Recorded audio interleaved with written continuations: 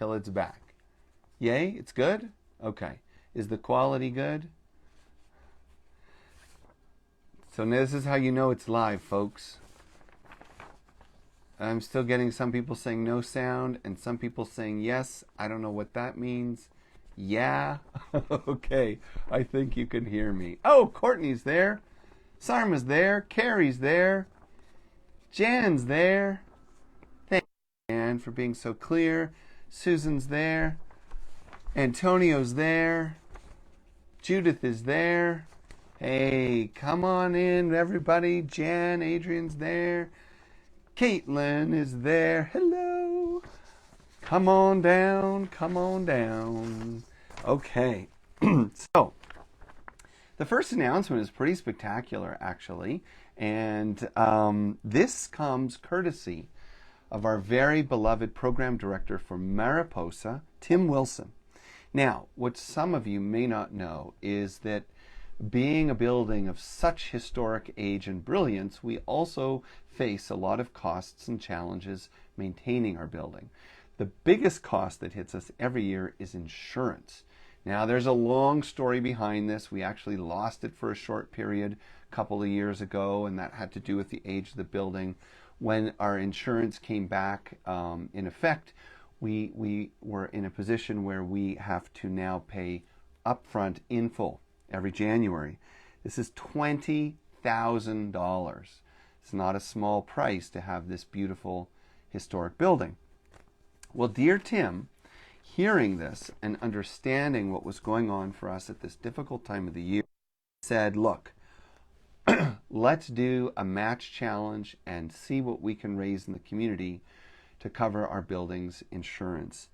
If we raise, as a community, $2,000, Tim will add $1,000. If we raise $4,000, Tim will donate $2,000. So you kind of get the idea. We're looking for people that might want to join into the insurance fund. Maybe there's other people that want to do matches out there. We want to get as close to the $20,000 as we can, but let's face it, even if we don't, this will go a long way to easing the burden of our expenses over the year. Tim, we can't thank you enough for being so thoughtful and creating this insurance donation match challenge. Let's do it, everybody. We raise 2, Tim gives 1. We raise 4, Tim gives 2. So you will see notes in the feed of conversation from Susan explaining a little bit about that and whether you need to make your donation somewhere special or you can just stick it in the general fund. At any rate, Susan's got the information coming in right there. Now, we have some exciting things to announce. And yes, there will be some important Althea announcements happening during the service and towards the end. So whoever you are, wherever you are, stay tuned. Community Connections will be on this Thursday at 11 a.m. and 7 p.m. This is hosted by Joni Klieger and myself.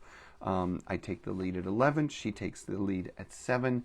And it's a really wonderful time to explore deep, meaningful personal topics that also help us connect, to grow, and to learn from each other. Finally, the course, Spiritual Integration, 6 weeks long with optional daily practices for all 6 weeks. It starts this Friday at 1 p.m. It's 1 to 3 live on Zoom every Friday for 6 weeks.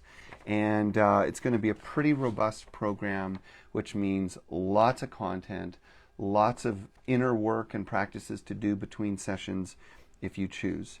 Now, if you know anyone that works in healthcare in any shape or form, any kind of healthcare provider, frontline worker, social worker, psychologist, physician, nurse, radiation technologist, I am going to be doing a resiliency and burnout class for all healthcare professionals, weathering the burdens of 2020 and the ongoing demands of this year. That is February 16th at 7:30 p.m. It's a 90-minute class. It's totally free, but it is for people in the caregiving professions and it is on resilience and burnout. How do we cope with long-term stress and constant change? The following week after that, which is Tuesday, February 23rd, I will be teaching a special class called Red Earth, White Boy.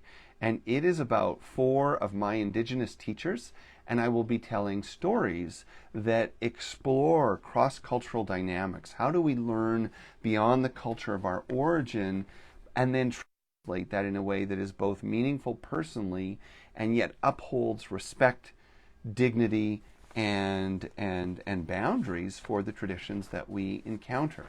These are 4 extraordinary healers and teachers I'll be talking about. And it's also going to probably be pretty funny because it's about me entering the Indigenous world and all the kind of bizarre things that happen to me along the way. So please join me for that. Also today at 11:15 we're going to go into our Zoom. We're going into the Zoom early. Pardon me for my coughing. We're going into our Zoom early today so that if anyone needs or wants to discuss today's message or the announcements that will be coming later, we'll have extra time for that. So, I think we're good. The most important thing I'm going to encourage you to do is make sure you check your newsletter and actually read it. Go to our events and classes page every week. And consider joining us for some of these things. Especially, I think the spiritual integration class could be something really special if a lot of us are doing it together. There'll be a lot of really neat things that come out of it, and exploring it, both in terms of the content provided and the community built, could be something special. So, on that note, why don't we take a breath? Let's slow down and settle down.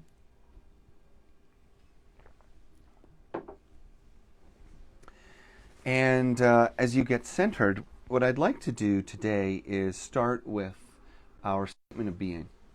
In honor of our topic of change and transition and how do we face it, let us remember the founders of our community over 130 years ago. Over 130 years ago, a small group of women with absolute faith in the ever-present nature of spirit, absolute conviction, experience, and integration of that wisdom. And these women were so clear, so passionate, so called, that they built the foundation of this community. They literally gave birth to the divine science movement and all the communities that flowed out of that and that were influenced out of that. Now, many people don't know, but religious science actually followed divine science and was very much informed by it. So some of our most celebrated New Thought traditions share the same roots as our community.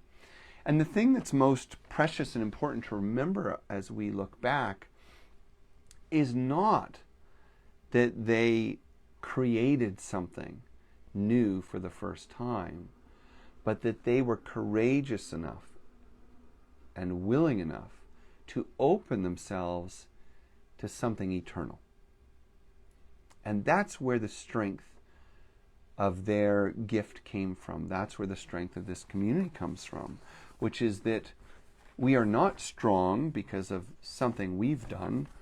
We're strong because we are open to something that is bigger than us. In that note and in that way, I'm going to ask you to close your eyes, take a breath, slow down and settle down.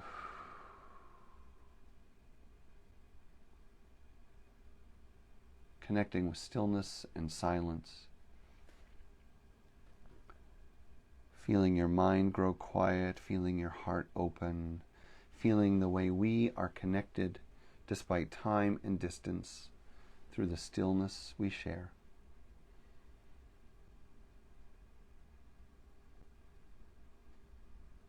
And from this place, we affirm our oneness, the unity of our diversity, and our profound interconnection. As it was written and passed through our generations. God is all, both invisible and visible. One presence, one mind, one power is all. And this one that is all is perfect life, perfect love, and perfect substance. We are individualized expressions of God and are ever one with this perfect life, perfect love, and perfect substance.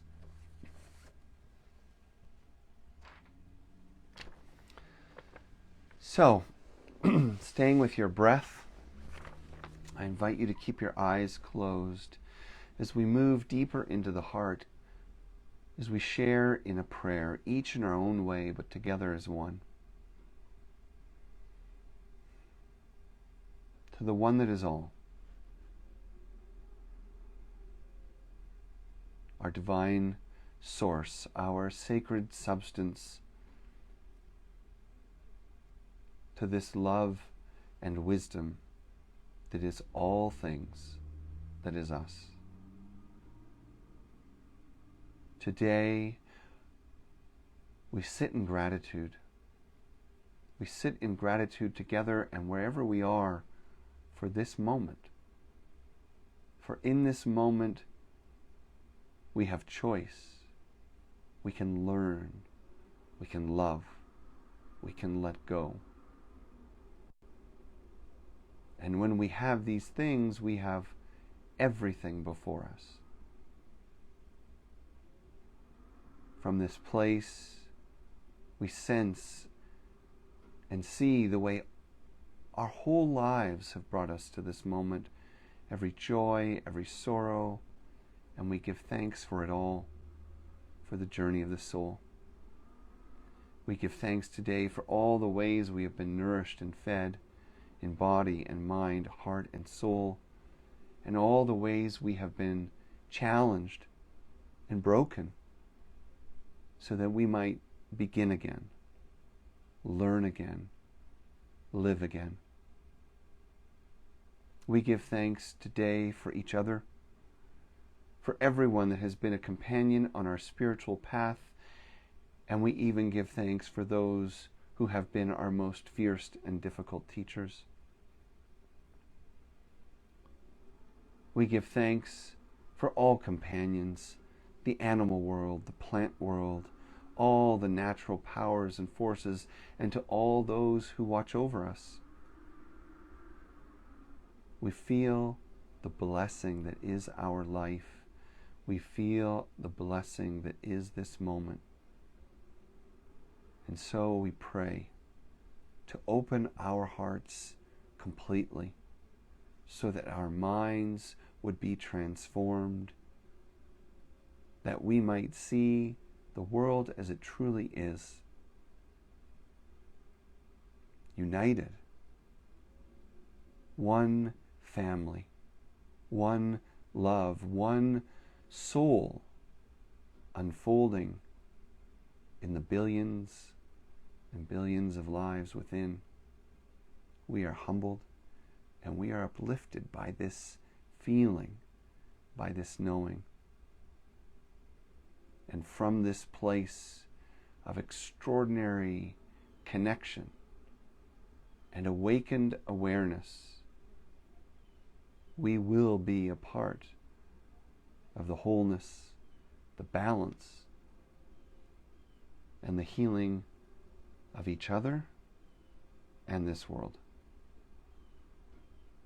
Amen.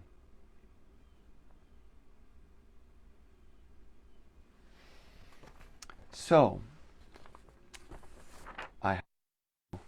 hey, my sister's out there.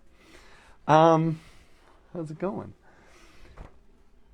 So I wanted to share a couple of poems today, and one I'm going to share at the end. It's by T.S. Eliot. It's a favorite of mine.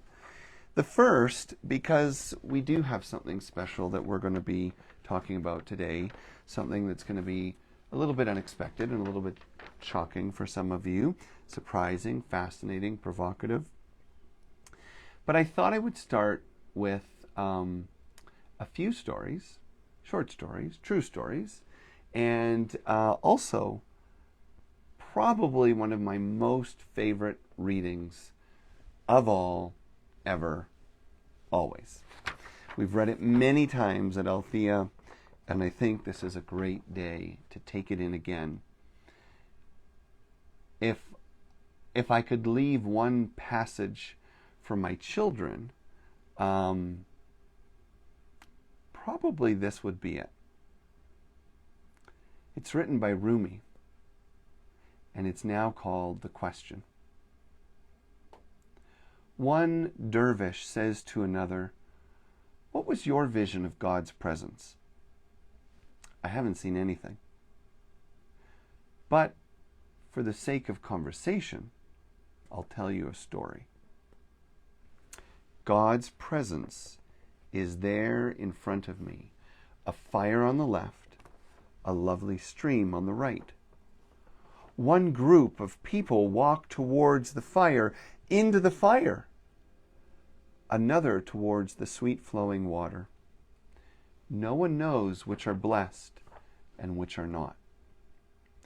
Whoever walks into the fire appears suddenly in the stream.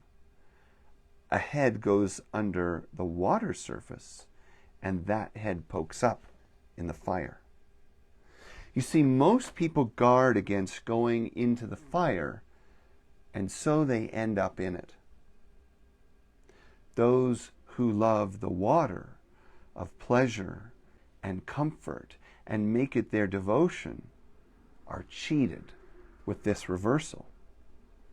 The trickery goes further. The voice in the fire tells the truth, saying, "I am not fire. I am fountainhead. Come into me and don't mind the sparks." If you are a friend of God, fire is your water. You should wish to have 100,000 sets of moth wings so you could burn them away, one set a night. The moth sees light and goes into the fire. You should see fire and go into the light. Fire is what of God is world-consuming, water world-protecting. Somehow each gives the appearance of the other. To these eyes you have now what looks like water burns. What looks like fire is a great relief to be inside. You got to read that one again and again. It's called Rumi the Question. And it strikes to the heart of transformation and awakening. Most of us have been grown up inundated, almost regardless of our culture, with the supremely dominant, what I would probably call white culture of comfort. And really this is driven by the world of marketing, isn't it? That we can do things faster, quicker, easier, effortless, right? I mean, these are the words that I think probably in the 1970s started to proliferate. So as technology advanced and as society blossomed financially, you know, we could have more types of cereal. We could have breakfasts that we could just open in a packet. And as time went on, we could get things quicker and faster and easier and easier and easier until most of us carry around a little device in our pockets that saves us from thinking, that saves us from remembering, that saves us from creating, right? We have these phones and all the work of life is gone. But in a parallel way, we look at the journey of healing and transformation, and what we've probably all come to realize, whether we admit it or not, it's that we have to find the clarity between understanding that the healing journey, the journey of awakening, it's not a no pain, no attitude. It's not a masochistic kind of philosophy that says if you don't suffer, you won't get anywhere. No, we're not talking about a fire that is a suffering that is self-indulgent or punitive. But yes, we are saying if you are committed to the process, committed to the path, willing to open your mind and heart, then you must be prepared to be uncomfortable. And it may come to pass that there will be times of pain and suffering. And the attitude that carries you over the threshold is not the attitude that says suffering is good, pain is good. No, no, no. But the path is good. The process is good. And I will open my heart and mind to whatever is on it, even if it's pain, even if it's suffering, even if it's the supreme discomfort of hearing your story and your truth so clearly that it breaks my heart and fills me with sorrow. It's the willingness that matters. It's the surrender that matters. It's the courage to face whatever's right in front of you and simply say, yes, yes, I will accept this also. Not tolerating harm, not tolerating violence, not tolerating racism and sexism. No, but saying, yes, here's what it is. Here's our truth. Here's what we face. Here's where we're at. And from this place of honesty, we move all the darkness of our lives, all the things we have kept hidden in the shadows, we move it all forward into the light. And then day by day, step by step, we will face it. We will decide alone and together what to do with what's been hidden, what to do with what's been broken, what to do with the world that we have inherited. And there may be cynical feelings about this ability to radically love and accept all just the way it is.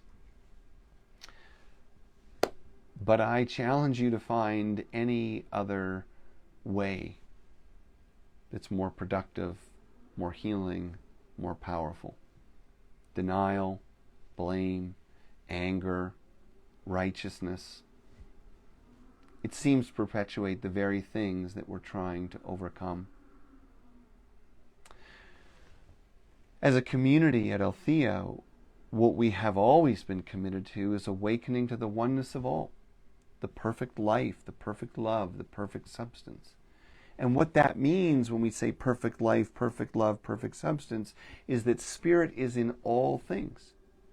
That there is no thing that Spirit is not in, that Spirit is independent of. There is no thing that is not at some level a reflection of Spirit, because all is in. Our greatest challenges, sorrows, the most violent abuses, they all occur within Spirit. Yes, perfect life, perfect love, perfect substance.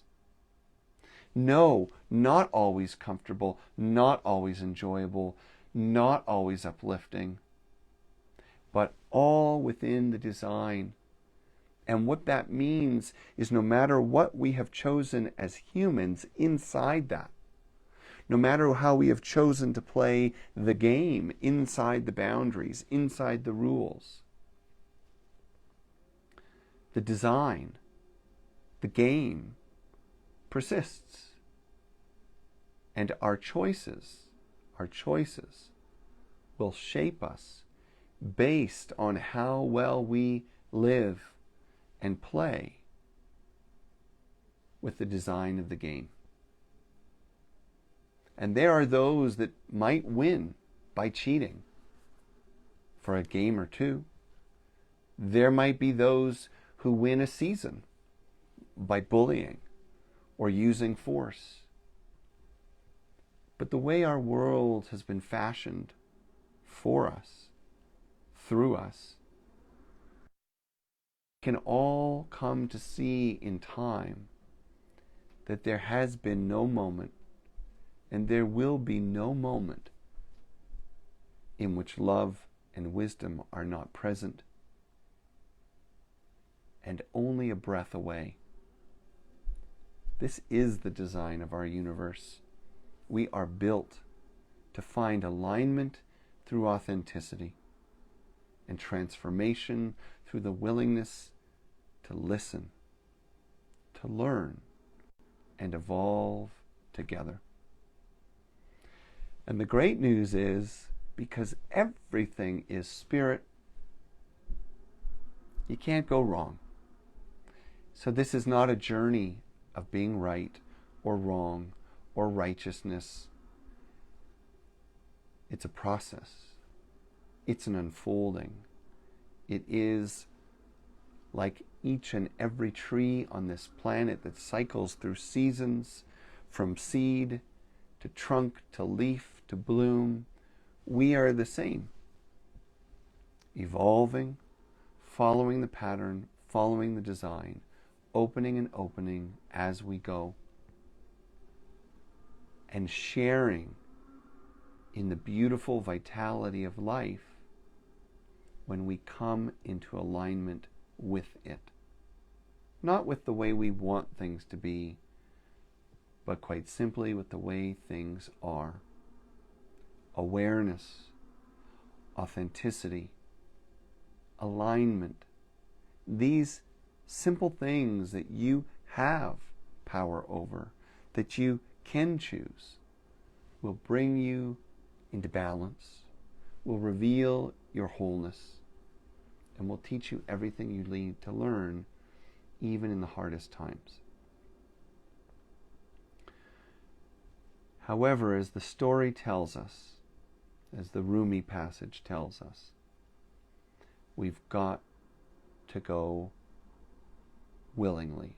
We've got to open our hearts and minds. And when the path looks difficult, when it looks fiery, when it looks hard, that is the most important time to take a breath, to slow down, and to remember that we are an expression of the One, and there is nothing that can destroy the truth of what we really are. Let yourself be consumed by the fire of life with an open heart, and you will be delivered into the protective, healing waters of spirit. This is the great lesson of truth. There's a time where we all need to take a leap of faith, a quantum leap, a leap beyond what we thought we could do, to stop listening and watching and waiting, and to start embodying and doing and feeling. So, in light of this, I want to share a few stories. Now, these are true stories. I actually want to tell you about 3 different teachers and 3 different tricks that they played on me. And we're going to connect that to the message that we've shared and to something very important that I want to share with you today. The first time it happened, because really this is the same story 3 times. The first time it happened was with my mentor, Mark Samuel. Dear, dear friend. Many of you actually got to hear me interview him here live at Althea. It's in our YouTube library. Mark was my business mentor, but also a deeply spiritual friend, and someone who really was my coach and trainer in business consulting. Well, I was living and working in Canada, in Winnipeg, Manitoba at the time. I was working for a healthcare system called the WRHA, and I had been shadowing Mark in all his team development work, working with leadership teams, executive teams, management teams, and I would, compliment what he was doing. I would practice little pieces. He had me learning each and every element. I was starting to get to a place where I was, kind of doing them on my own, but he was there with me. We'd take turns doing aspects. He'd give me feedback. And I remember we set up this return visit for him. And there were just a couple of sessions involved. There was a part of me that sort of felt a little strange about him going to the time and expense of coming back. Like, I just remembered something seeming like unusually light about his schedule, but he emphasized these two teams really needed to be worked with, and they really needed some good facilitation. And I remember one was the executive team of a hospital. And so we prepared, and the day was coming, and he wasn't in touch very much. He often worked a lot. And then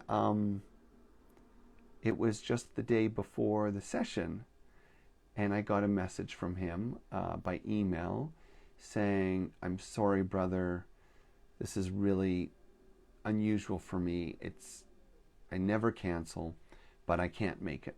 You're going to have to run the sessions."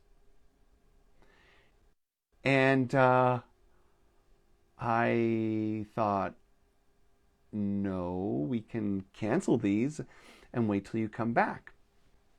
So I tried to suggest that, and he replied very shortly, no, we've worked too hard for this. There's a lot of expectation here. This is an important step in their process. You need to do it. You'll be fine. And then I couldn't reach him the rest of the day. Dramatic pause. I was freaking out. I had never done one of these sessions before on my own, much less with him, not even in the country. And what the hell was I supposed to do? I thought very seriously about canceling it. I remember contacting someone from the team. I don't remember if it was the CEO or the HR director, vice president, I guess, and shared what was going on. And they said, well, we've seen you at work. We know you work with Mark. You'll be fine. Let's do it. And I was terrified.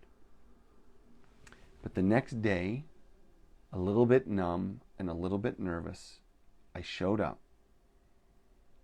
And step by step, hour by hour, I took them through the process. And I felt sick before the opening session began. But as I started to connect with the team, with the material that I already knew, it started to unfold on its own. There was something bigger than me. I thought I had to control it all, do it all, but I realized everything in that interaction was working together, was building the energy and carrying me along. The day ended fantastic.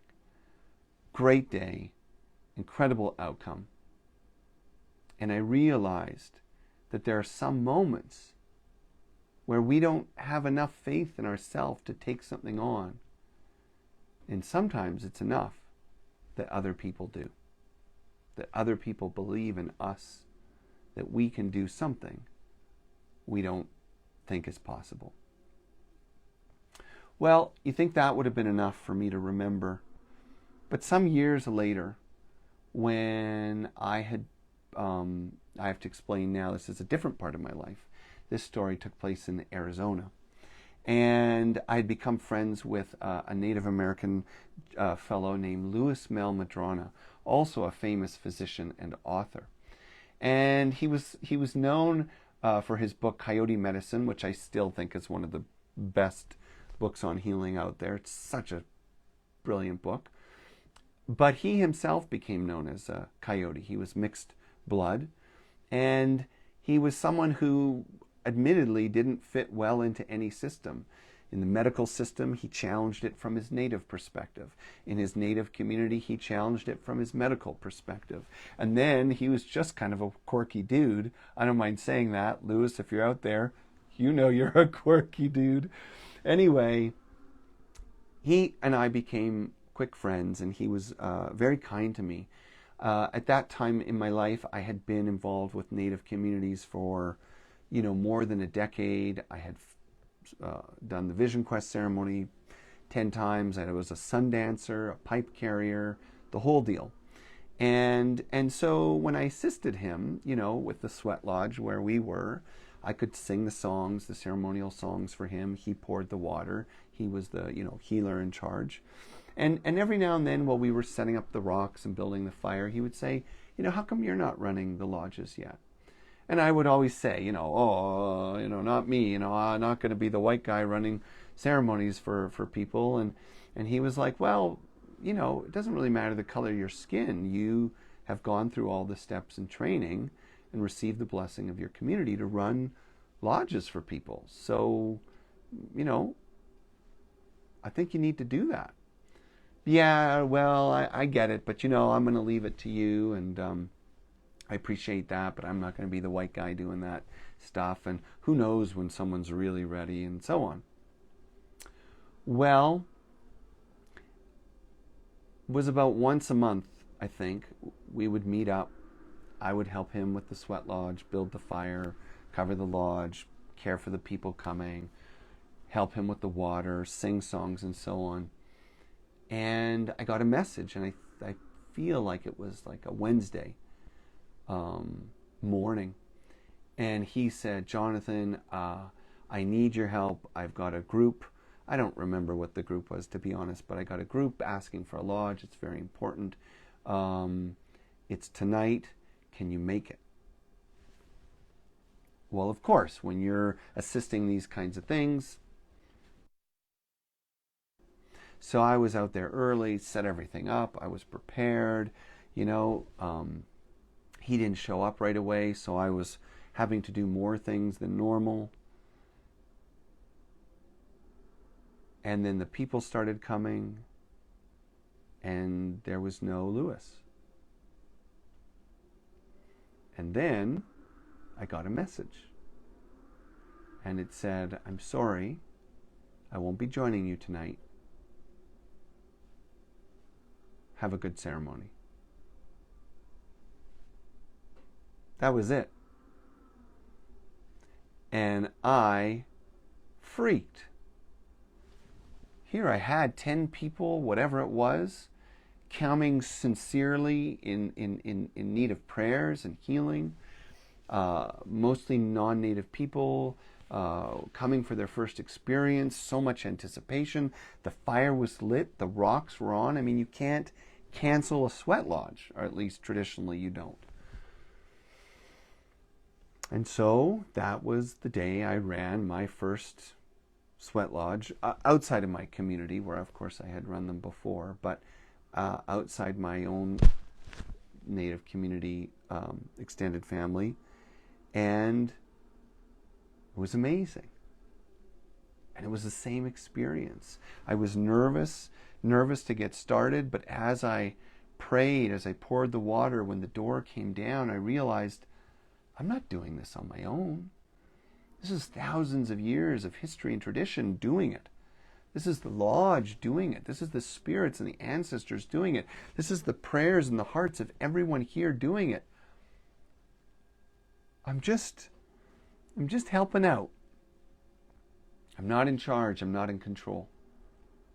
But I'm going to do my best.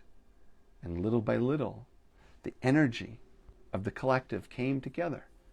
And I could see that it wasn't me alone. See the parallel with the previous story. I never would have made that to run that lodge if I could have. If I could have canceled or run, I would have. But this teacher knew that I was ready, and there was no other way to begin than to begin. Well, the last story is kind of a short one because I have something more that I need to get to.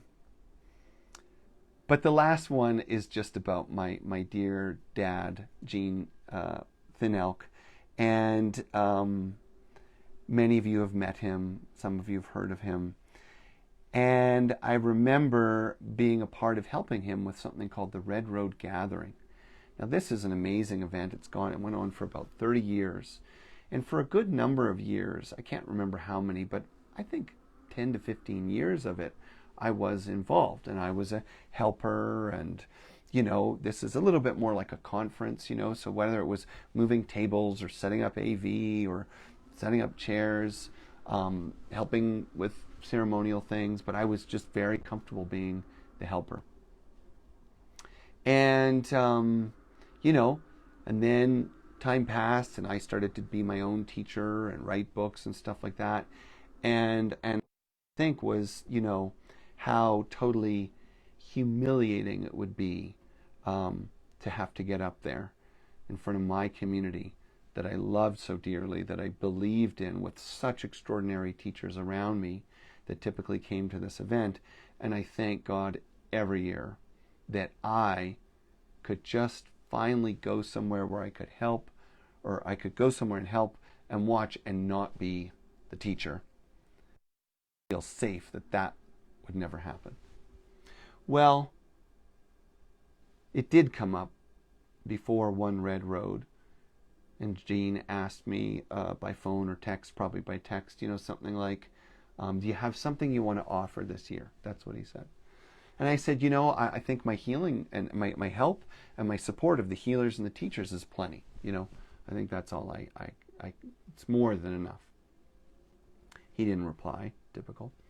And then sure enough, on the opening day of the event, there was a time slot for someone who was conspicuously absent. And we were getting ready in the morning, still at home. And he said, oh, by the way, Dr. So-and-so won't be able to make it today, which I kind of thought at this point was obvious. In fact, I was beginning to wonder if they had realized that he wasn't coming weeks earlier. Like, you know what I mean? No one was talking about him. No one was looking for him when we were setting up the night before. It's a little weird. And then it's like 30 minutes before we're heading to the gathering, and Jean says, Dr. So-and-so won't be making it this year, so I'll be so grateful if you can offer something at that time. And of course, with that, he left the house, and me in a state of pure panic. Now, I don't mind telling you, and this is going to sound egotistical, but in that moment of freak out, I caught my breath and I said, what the hell am I going to teach? And I stopped and I prayed and I meditated for just a moment, like, what am I going to teach? And there it was, all of a sudden, like crystal clear, what I felt called to share. And that was the first year I ever taught at that gathering. I was embarrassed in some ways because I didn't feel I had the right or the experience to do so. And of course, when I finished, everyone thanked me for what a powerful, important healing message it was. And I was just shocked because I never would have imagined taking that on myself. So, 3 stories with a similar message. Totally unexpected times of change and the faith that can carry us into something new. Now, I appreciate it's 11:15. I'm just going to name that because I realize that some of us are going to jump to Zoom in a few minutes, and maybe Susan with her magical wizardry is going to get that Zoom link open and find out who's there and waiting. But we're going to take a few more minutes. And I guess today's story and lesson is kind of a long setup for something that I have to share with you that I honestly pictured myself sharing with you. I mean, not anytime in the near future. And I've thought a lot about how to share this with you. And the only thing I know is that I have to tell you myself, and that I have to have faith that what I'm going to tell you is a part of our soul unfolding together. Even though it doesn't look like that. It looks like the fire, not the water. But it feels more, to me, like one of these impossible moments that just seems like we could never cross it, and yet there must be something amazing on the other side. I also have to say that I'm deeply conflicted about the fact that I'm sharing this message online, that we aren't together face to face and hand in hand and heart to heart. So,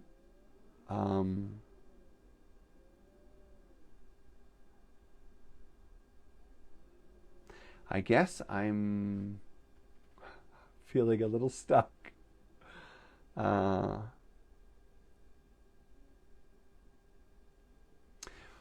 Well, the simple truth is that I have been offered another job. And I didn't expect this. I didn't even know that the job existed. I was approached by this nonprofit dedicated to providing spiritual tools for people anywhere and everywhere around the world, mostly free of charge. I'd heard of the company before. I didn't know that they were hiring, but someone recommended me and they approached me. Well, I get approached with all kinds of weird things. So I took a call and it led to more calls. And I was feeling very much in shock a week ago because I could never imagine leaving Althea. And yet, as I learned more and more about this opportunity, it started to feel like I couldn't imagine not taking it either. It's a chance to continue my work and impact more people, a lot more people. It's a chance to grow in my own career. And it's a chance for a kind of stability in my family, for my family, that in community is not really possible, or probably won't be possible for some time. It's also an opportunity that I don't think is going to come around again, for me to be perfectly honest. It's a type of company at a type of time where they're looking for leadership in a way that's just very unusual and candid. And it comes with a lot of trust and a lot of love. And in truth, it reminds me a lot of Althea. So, as hard as it is for me to believe, I am letting you know that I am going to be taking this new job. And I will be moving on from Althea in April, not immediately. In February, we have our classes, we have spiritual integration, we have community connections. I'm going to be doing things on Tuesday nights. We have lots of time to process together and to feel our way through this. I have felt sad. I have felt heartbroken. I have felt confused. I have felt... I haven't quite got too excited yet. I have felt a lot of strange things. And, you know, telling the board was hard, and telling you is hard, because we have been doing this, some of us, for 7 years together now. And it's not just planning things and organizing things, it's being in it together. It's sharing our stories. And I have known so many of you so deeply and so closely. It's really not like leaving a job, it's family. It really is like family. And I really do love every single one of you. And if this is what is presented to me, then I have to have faith, like every one of those stories, that this is our time to grow.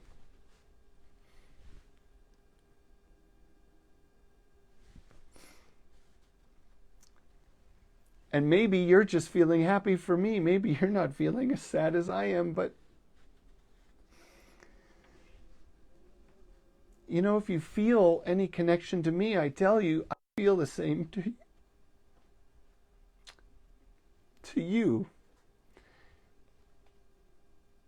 You know, you don't realize it, but you are on my mind.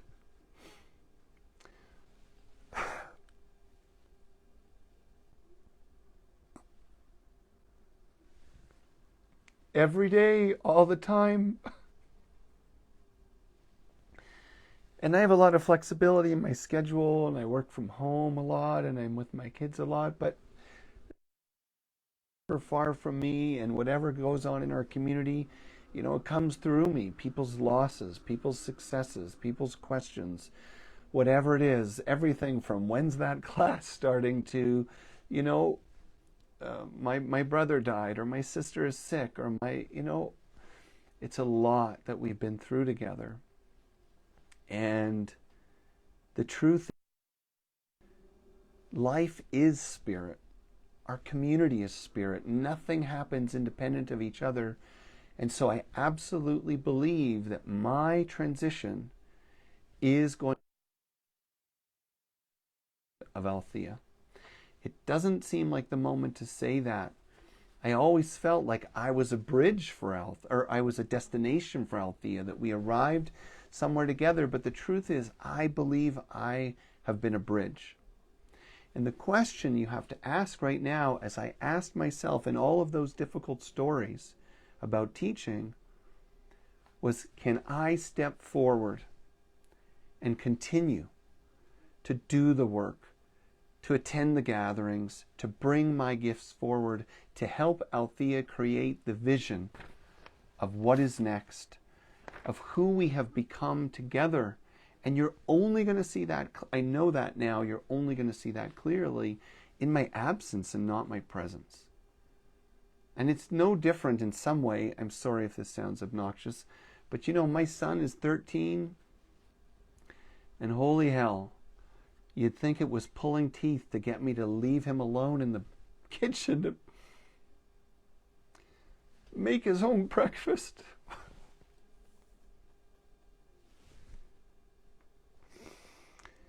It's hard to see him grow up. It's hard to let him make his own mistakes. It's hard to feel like I am not essential to every moment of his day. But that is true of Althea. In many ways, I have become synonymous with Althea. But Althea needs to be Althea. That's for generations to come, regardless of who leads it, whether it's a new teacher or an executive director or a team of teachers. We have time to figure it out. So I will be around. I'm teaching all of February. I will be doing Sundays all the way to April. We are not finished with each other yet, but I hope you will gather close, that we will keep each other strong, and we will take this quantum together. And whatever you think you have in me, you need to know today, you have it in you. And whatever I think, you know, I get from you, I need to realize today I have in me. So we're going to stop there. I want to switch over to the Zoom call. Some people might be waiting already. I set it up for 11:15 because I always go late, so now we still have time. And here's what I'd like to share for now as we close, aside from reminding you of the donation program that Tim is leading, reminding you about community connection, spiritual integration. I hate to say it, it'll be my last full class with Althea, 6 weeks. Every week, 2 hours live and things to do every week. But I will still be available even after I move on. I'll be out there teaching, and we'll stay connected, and I hope to always be a friend of Althea's, and I hope to be back to speak and teach. We also have Burnout and Resilience coming up February 16th. We have Red Earth, White Boy, February 23rd. Stay connected to Althea. There's lots coming up. Thank you for your donations today. And thank you. I'm not saying goodbye right now, so this isn't thank you for the journey. We have 2 months of each other ahead. So I'm just going to say thank you for hearing this. Feel whatever you need to feel. We will start to dream and vision together with our incredible board, Susan, and our wonderful team, and with you. If this is a real spiritual community, then we will learn from everything, and everything will lead us to grow. Taking a breath and slowing down. T.S. Eliot writes, "We shall not cease from exploration, and at the end of all our exploring will be to arrive where we started and to know that place for the first time. Through the unknown remembered gate, when the last of earth left to discover is that which was the beginning. At the source of the longest river, the voice of the hidden waterfall, and the children in the apple tree, not known because not looked for, not heard or half heard in the stillness between the two waves. Now, here, now, always, a condition of complete simplicity, costing not less than everything. And all shall be well, and all manner of things shall be well, when the tongues of flame are enfolded into the crowned knot of fire, and the fire and the rose are one."